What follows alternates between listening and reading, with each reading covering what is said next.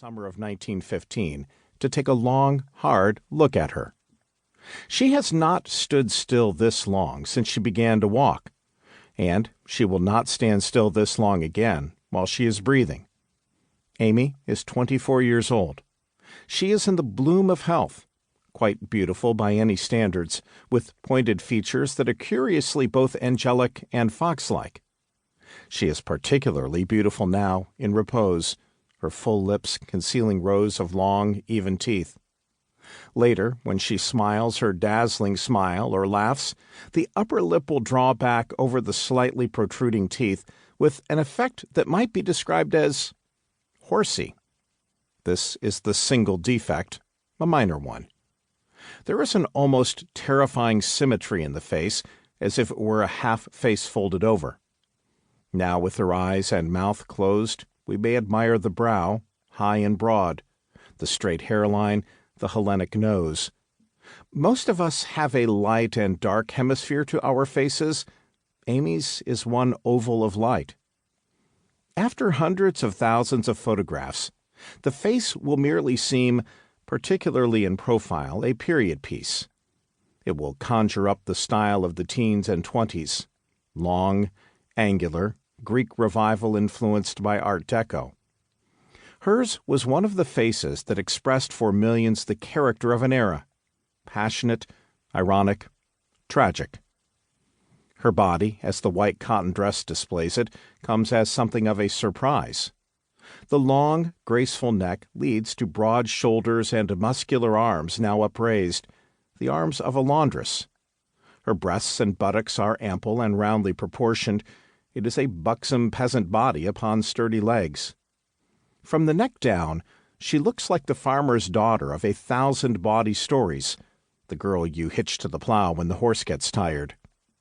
Standing on a chair above the crowd, her raised arms pulling the dress hem up over her calves, Aimee Semple McPherson has the head of a Renaissance angel and the solid ankles of an Ingersoll milkmaid.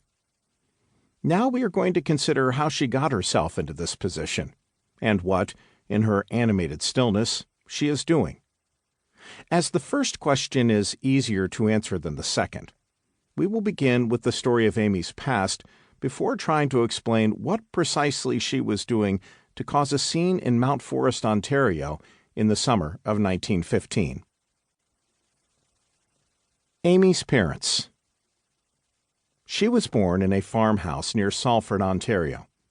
Aimee Elizabeth Kennedy was the only child of the improbable and scandalous marriage of James Morgan Kennedy to his young housekeeper, Mildred Minnie Pierce. The groom was 3 decades older than his bride. He was born of second-generation Irish-American stock, with a dash of Dutch blood on his mother's side, in 1836. Minnie Pierce, a descendant of English and Irish immigrants in flight from one famine or other, was born around 1870. So Aimee Elizabeth Kennedy's parents were just barely contemporaries.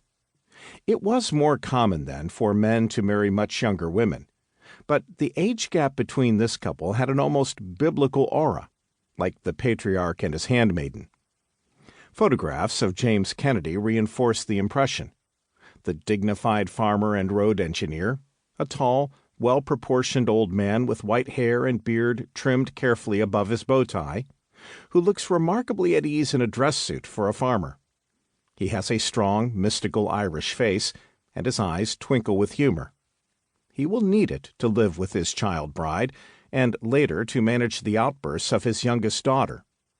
He can follow a plow for 10 hours, or plan a river bridge.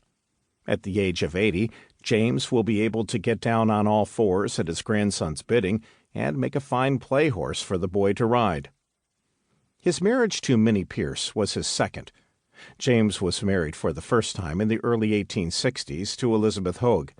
It is little known that there were 3 children of that marriage, Aimee's half-siblings Mary, William, and Charles. The death of Elizabeth Hoag closed the door forever on any discussion of James Kennedy's former life. Neither Minnie nor Aimee would ever mention it. Mary had begun her own family in Salford, giving birth to the first of her 6 children in 1882. The fate of Aimee's half-brothers is vague. One